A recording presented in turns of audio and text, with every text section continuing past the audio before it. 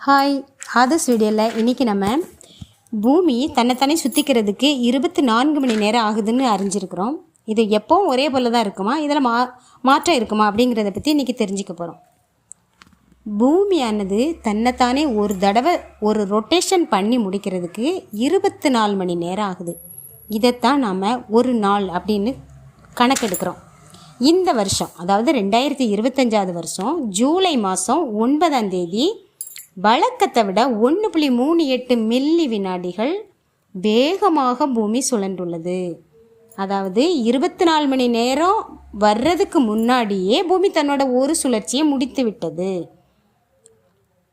அப்படின்னு ஐஏஆர்எஸ் விஞ்ஞானிகள் சொல்லியிருக்கிறாங்க. ஐஏஆர்எஸ் விஞ்ஞானிகள் யாருன்னா, பன்னாட்டு பூமி சுழற்சி குறிப்பு சேவை விஞ்ஞானிகள். இவங்க தான் இந்த பூமி சுழற்சி, சூரியனுக்கும் பூமிக்கு இடையே உள்ள தூரம், அதோட சுழற்சி வேகம், மாறுபாடு, வேரியேஷன் எல்லாத்தையும் கால்குலேட் பண்ணுறவங்க. அடுத்து இன்னொரு செய்தி சொல்லியிருக்கிறாங்க. ஜூலை மாதம் 23ஆம் தேதி பூமி 1.38 மில்லி வினாடிகள் இருக்கும்போதே சுழற்சியை முடிச்சிரும் அப்படின்னு சொல்லியிருக்கிறாங்க. அதுக்கடுத்து ஆகஸ்ட் மாதம் 6ஆம் தேதியும் இதே போல் நடக்கும்னு சொல்லியிருக்கிறாங்க. சரி, இதனால் நமக்கு ஏதாவது பாதிப்பு வருமா, நம்ம இதை பார்த்து பயப்படணுமா, நம்ம கடிகார டைமிங் மாறுமா, அல்லது பூமி படபடான்னு சுற்றி என்னமோ ஆக போகுது அப்படி இப்படின்னு நம்ம எதையாவது கற்பனை பண்ணிக்க வேண்டாம். ஏன்னா இது ஆஸ் யூஸ்வலாக நடக்கிற ஒரு நிகழ்வு தான். அதாவது ஒரு மில்லி வினாடி அப்படின்னா என்னன்னு நமக்கு தெரிஞ்சாதான் இதை பற்றி நமக்கு ஒரு கிளியரன்ஸ் கிடைக்கும். ஒரு செகண்டில் 1000ல் ஒரு பங்கு தான் ஒரு மில்லி செகண்ட், அதாவது மில்லி வினாடி. ஒரு செகண்டுனா என்னென்னா, நம்ம படார்னு கண்ணை சிமிட்டுற நேரம் தான் ஒரு செகண்டு.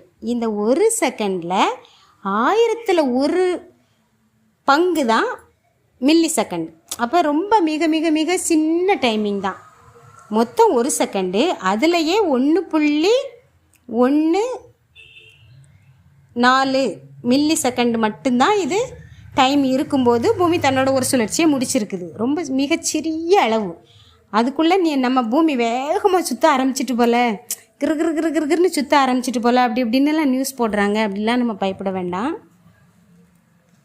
சரி, இந்த மாற்றம் ஏன் நடக்குது, ஏன் இப்படி பூமி சரியாக 24 மணி நேரத்துக்கு ஒரு ரொட்டேஷனை முடிக்காமல் முன்னாடியே முடிக்கிறது, பின்னாடி முடிக்கிறது, இதெல்லாம் ஏன் நடக்குது அப்படின்னு நமக்கு சந்தேகம் இருக்கும். நான் அதை கிளியர் பண்ணுறேன்.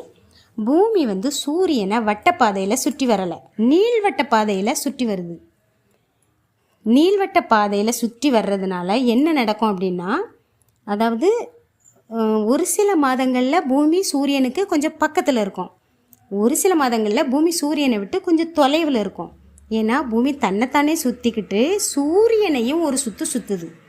தன்னைத்தானே ஒரு சுற்று சுற்றுறதுக்கு 24 மணி நேரம் ஆகுது. சூரியனை ஒரு சுற்று சுற்றுறதுக்கு தான் 365.25 நாள் ஆகுது. இது நம்ம எல்லாருக்கும் தெரிஞ்ச விஷயந்தான். அப்படி சுற்றும்போது பக்கத்தில் சுற்றுறப்ப சூரியனுக்கு பக்கத்தில் வர்றப்ப கொஞ்சம் வேகமாக சுற்றுது, சூரியனுக்கு தொலைவில் இருக்கிறப்ப கொஞ்சம் மெதுவாக சுற்றுது. அந்த கொஞ்சம் வேகம் மெதுவாங்கிறது என்னென்னா, ஜனவரி மாதம் சூரியனுக்கு பக்கத்தில் வந்துடும். அந்நேரம் எப்படி நடக்கும் அப்படின்னா, ஒரு 1.38 மில்லி வினாடிகள் இருக்கும்போதே பூமி தன்னோட ஒரு சுழற்சியை முடிச்சிடும். அதே போல் ஜூலை மாதத்தில் கொஞ்சம் தொலைவில் இருக்கிறதுனால மெதுவாக சுற்றும். அப்போ 24 மணி நேரம் முடிஞ்சிருக்கும், ஆனால் பூமி சுற்றி முடிச்சிருக்காது. இன்னொரு எக்ஸ்ட்ரா ஒரு 1.38 செகண்ட்ஸ் மில்லி செகண்ட்ஸு ஆகும். அது இன்னும் சுற்றி கரெக்டாக சேர்றப்ப டைமிங் அதிகமாக எடுக்கும். இதுதான் மேட்ரு. இதை எப்படி நம்ம கால்குலேட் பண்ணுறாங்க அப்படின்னா, VLBI, வெரி லாங் ஃபேஸ்லைன் இன்டர்ஃபெரோமெட்ரிங்கிற தொலைநோக்கி மூலமாக தான் இந்த பூமி சுற்றுற வேகத்தை கால்குலேட் பண்ணுறாங்க விஞ்ஞானிகள். இது ஒரு ரேடியோ தொலைநோக்கி. இது மூலமாக பூமியில் இந்த ரேடியோ மூலங்களை அனுப்புகிறாங்க. இது துல்லியமாக அளவெடுக்குது. பூமியோட சுழற்சி வேகத்தை கரெக்டாக கணக்கு பண்ணி அந்த கணக்கோட மீன் வேல்யூ கண்டுபிடிச்சி தான் யூனிவர்சல் டைம் ஃபிக்ஸ் பண்ணுறாங்க. யூனிவர்சல் டைம்னா நம்ம எல்லோரும் இப்போ பயன்படுத்திக்கிட்டு இருக்கிற இந்த டைமிங் தான் யூனிவர்சல் டைமிங். இப்போ டிசம்பர் மாதம் லாஸ்ட்டில் கணக்கெடுத்தாங்கன்னா 24 மணி நேரமும் இன்னும் ஒரு 30 செகண்ட்ஸும் அதிகமாக ஆயிருக்கும். அதே இது செப்டம்பர் மாதம் கணக்கெடுத்தாங்கன்னா அந்த 30 செகண்டுக்கு கம்மியாக இருக்கும். 24 மணி நேரமே வந்திருக்காது. அதுதான் இதோட வேரியேஷன். சரி, நடைமுறை கணக்கீட்டிற்காக இது எப்படி எடுப்பாங்க அப்படின்னா, ஒவ்வொரு நாளும் பூமியுடைய சுழற்சி வேகத்தை வந்து கணக்கெடுத்துக்கிட்டே இருப்பாங்க. கடைசியில் அதோட சராசரியை கண்டுபிடிப்பாங்க. அந்த சராசரி தான் 24 மணி நேரம். அதை இனிமே தான் கண்டுபிடிக்கணும்னு இல்லை, ஏற்கனவே பல நூற்றாண்டுகளுக்கு முன்னாடியே நம்ம முன்னோர்கள் விஞ்ஞானிகள் எல்லாரும் சேர்ந்து கணிச்சு இந்த டைமிங் தான் ஓடிக்கிட்டு இருக்கு. இப்போ ஒரு வருஷம் முழுசும் பூமியுடைய சுழற்சியின் வேகம் கணக்கிடப்பட்டு அதோட சராசரி கணக்கிடப்பட்டு அதுதான் 24 மணி நேரம்னு நிர்ணயிக்கப்பட்டிருக்கு. இதையே நம்ம வினாடிகளில் சொல்கிறதா இருந்தால் 86,400 வினாடிகள். இதை எப்படி கால்குலேட் பண்ணணும்னா, ஒரு 60 செகண்டு சேர்ந்தா ஒரு மினிட்டு, 60 மினிட் சேர்ந்தா ஒரு மணி நேரம், 24 மணி நேரம் சேர்ந்தா ஒரு நாள். அப்போ இதை எப்படி நம்ம மல்டிப்ளை பண்ணணும்னா 60 × 60 × 24 எவ்வளோ வரும்னா 86,400 வினாடிகள் வரும். இதுதான் கடிகார வினாடிகள். நம்ம பயன்படுத்தக்கூடியது கடிகார வினாடிகள். ஸோ இந்த 86,400 கடிகார வினாடிகள் முடிஞ்சிருக்கும்போது பூமி தன்னோட ஒரு சுழற்சியை முடிச்சிருக்கும்.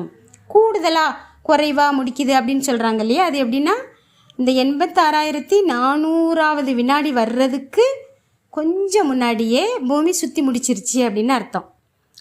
இதை ஏற்கனவே கணக்கு பண்ணி அதோட மீன் வேல்யூ கணக்கிடப்பட்டு தான் 24 மணி நேரம்னு வரையறை செய்யப்பட்டிருக்கு. அதனால் நம்ம கடிகாரத்துலேயோ நம்மளுடைய அன்றாட ரொட்டேஷன் நிகழ்ச்சியிலையோ அல்லாட்டி பூமியோட சுழற்சி வேகத்திலையோ வேறு எந்த ஒரு வேரியேஷன் இருக்க போகிறதில்ல, அது நம்மளை எந்த வகையிலையும் பாதிக்காது.